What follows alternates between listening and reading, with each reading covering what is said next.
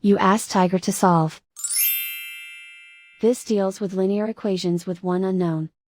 The final result is x equals 1. Let's solve it step by step. Group all constants on the right side of the equation. Add 17 to both sides. Simplify the arithmetic.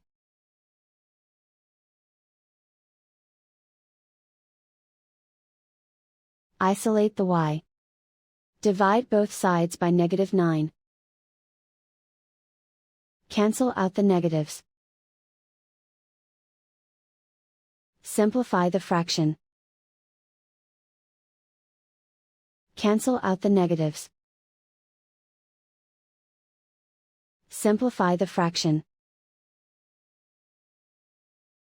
And so the final result is x equals 1.